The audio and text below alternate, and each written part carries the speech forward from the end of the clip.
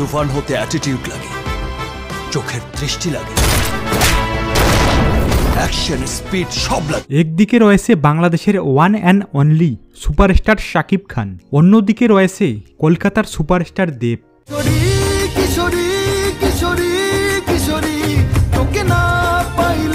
এক সময় এপার বাংলায় এবং ওপার বাংলায় সবচেয়ে জনপ্রিয় নায়ক ছিল দেব। একটা সময় ছিল যখন দেব বাংলাদেশ এবং ভারতের মেয়েদের ক্রাশ ছিল।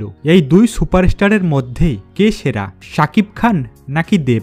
শাকিব খান এবং দেব এমনই সুপারস্টার যাদের মধ্যে বরাবরই হাড্ডাহাড্ডি লড়াই হয়ে থাকে।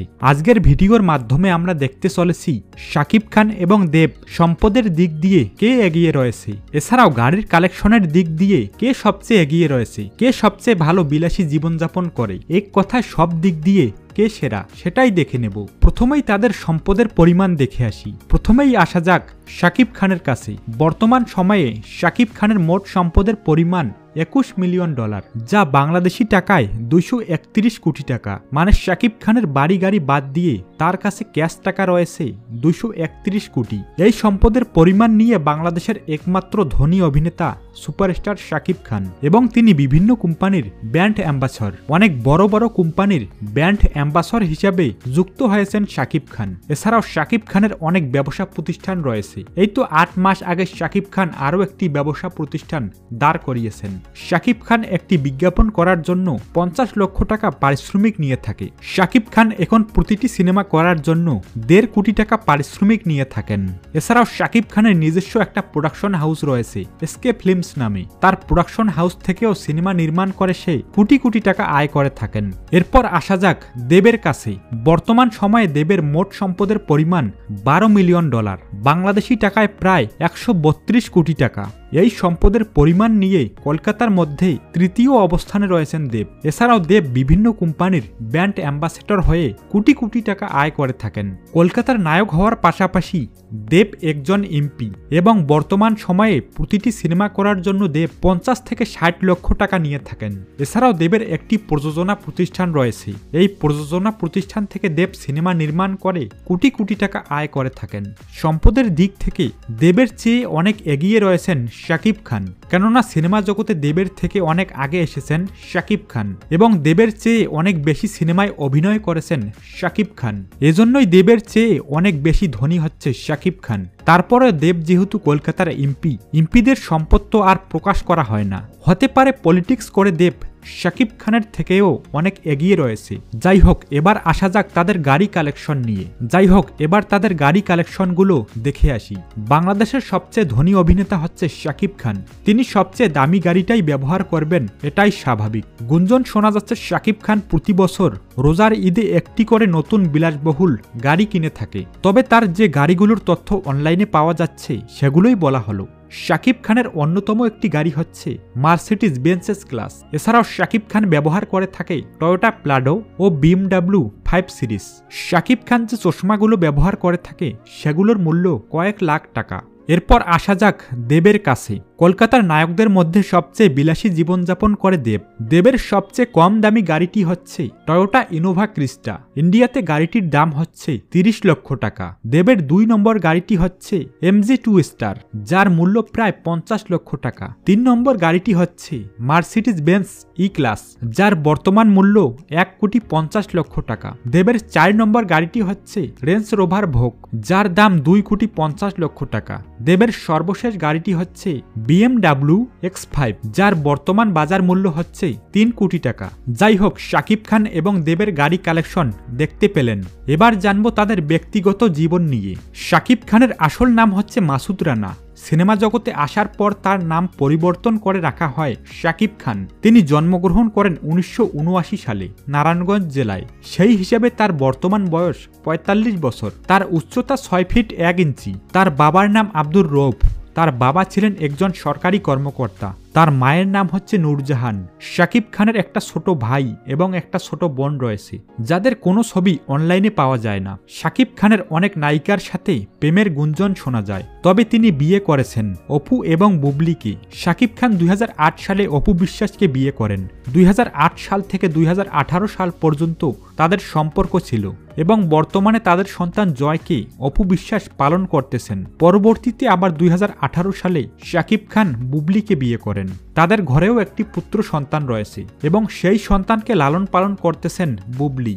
1999 সালে শাকিব খান সিনেমা জগতে আসার পর আজ পর্যন্ত কতগুলো সিনেমা করেছেন সেটার সঠিক হিসাব বলা অসম্ভব, তবে অনলাইন হিসাব অনুযায়ী আজ পর্যন্ত শাকিবের মুক্তিপ্রাপ্ত সিনেমা 277টি। কিছু ইউটিউবারদের মতে শাকিব খান এই বাড়িতে ছোটবেলায় বসবাস করতেন এবং এই বাড়িটি হচ্ছে নারায়ণগঞ্জে, মানে এই বাড়িতে শাকিব খান জন্মগ্রহণ করেছিলেন। বর্তমানে শাকিব খান ঢাকার এই বাড়িটিতে বসবাস করতেছেন। এটি শাকিব খানের গুলশানের বাড়ি। এই বাড়িটি নিয়ে অনেক ঝামেলা হয়েছিল। মজার ব্যাপার হচ্ছে 2017 সালে এক রিস্কাওয়ালা শাকিবের বিরুদ্ধে মামলা করেন এবং শাকিবের বিরুদ্ধে 50 লক্ষ টাকার মামলা করেছিলেন এক রাজমিস্ত্রি। শাকিবের রাজনীতি নামে একটা সিনেমা রয়েছে। সেই সিনেমার একটা ডায়লগ ছিল যেখানে শাকিব খান নায়িকাকে একটি নম্বর দেয় এবং কাকতালীয়ভাবে সেই নম্বরটা মিলে যায় রাজমিস্ত্রির মোবাইল নম্বরের সাথে। এরপর থেকে বারবার রাজমিস্ত্রির মোবাইলে ফোন আসে। সবাই ফোন দিয়ে শাকিব খানকে চাইতে থাকে। আর দিনে এত ফোন আসায় রাজমিস্ত্রি শাকিব খানের উপর রেগে গিয়ে 50 লক্ষ টাকার মানহানির মামলা করে বসে। আর শাকিব খানের সিনেমা জগতে আসার পেছনে অনেকেরই অবদান রয়েছে। তার বাবা ছিলেন সরকারি চাকরিজীবী, আর সরকারি চাকরি মানে এক জেলা থেকে অন্য জেলায় ঘুরে বেড়ানো। তার জন্ম নারায়ণগঞ্জে হলেও তার বাবা ট্রান্সফার হয় ঢাকাতে। শাকিব খান ছোট থেকেই সেখানে বড় হয়। শাকিব খান যখন ক্লাস 9-এ ছিলেন তখন তিনি মার্শাল আর্ট শিখেছিলেন। মজার ব্যাপার হচ্ছে শাকিব খান ছিলেন সায়েন্সের স্টুডেন্ট এবং সে সবচেয়ে ভালো স্টুডেন্ট ছিল। সেই সময় তার স্বপ্ন ছিল সে ডাক্তার বা ইঞ্জিনিয়ার হবে।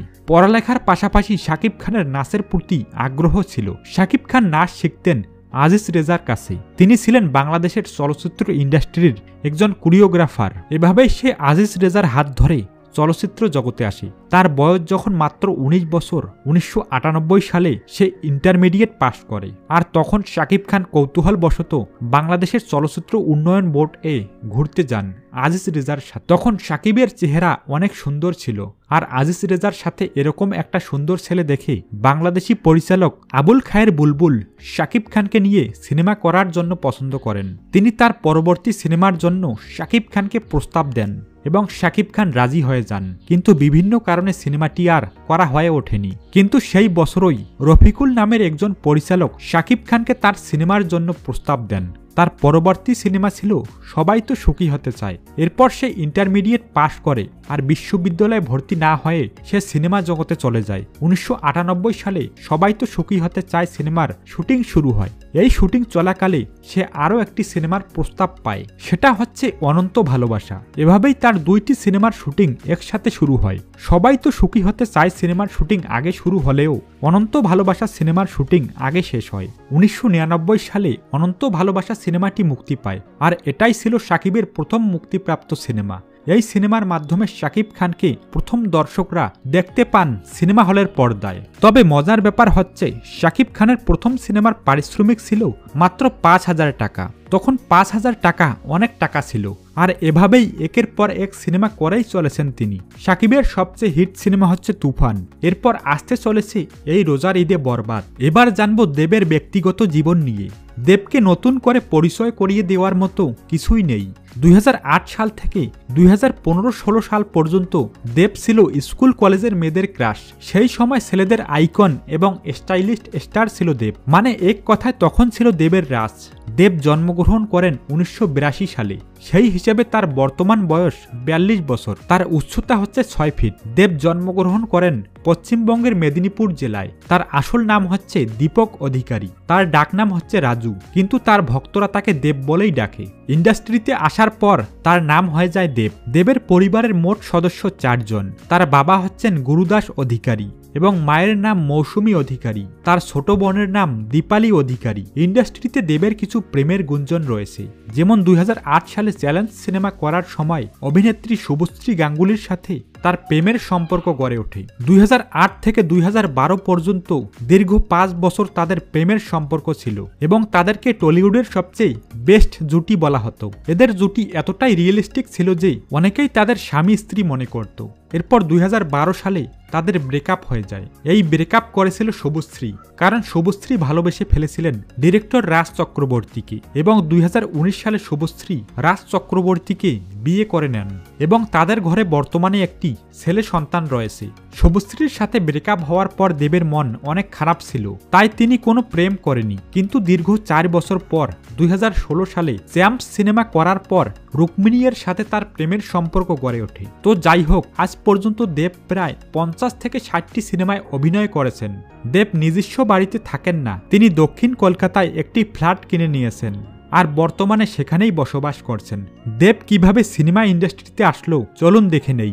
দেবের বাবা পেশায় ছিলেন একজন বাবুর্চি। সে মুম্বাইয়ে রান্নাবান্নার কাজ করত।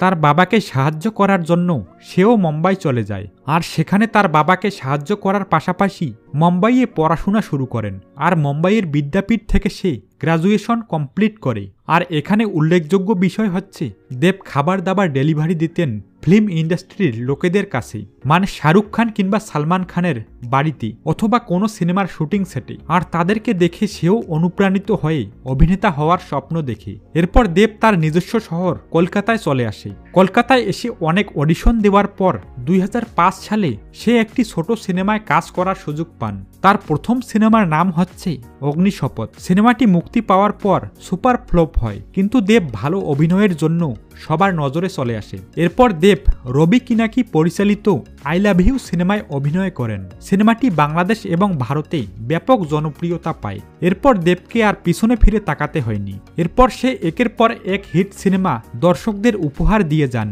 যেমন 2008 সালে প্রেমের কাহিনী, মন মানে না, চ্যালেঞ্জ এবং দেবের ক্যারিয়ারের সবচেয়ে সফল সিনেমা হচ্ছে চাঁদের পাহাড়। এটাই হচ্ছে কলকাতার সর্বোচ্চ আয়কারী সিনেমা।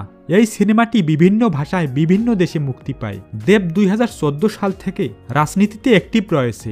এবারের নির্বাচনেও সে কলকাতার এমপি হয়েছে। আশা করতেছি আপনারা দেব সম্পর্কে অনেক কিছুই জানতে পারলেন। তো শাকিব খান এবং দেবের মধ্যে কাকে আপনি সবচেয়ে এগিয়ে রাখবেন সেটা অবশ্যই কমেন্ট বক্সে জানাবেন। কমেন্ট বক্স চেক করলেই জানা যাবে শাকিবের ফ্যান বেশি নাকি দেবের ফ্যান বেশি। তো আজকের মতো এ পর্যন্তই। দেখা হবে আবারও কোনো নতুন ভিডিও নিয়ে। সে পর্যন্ত সবাই ভালো থাকবেন, সুস্থ থাকবেন। আল্লাহ হাফেজ।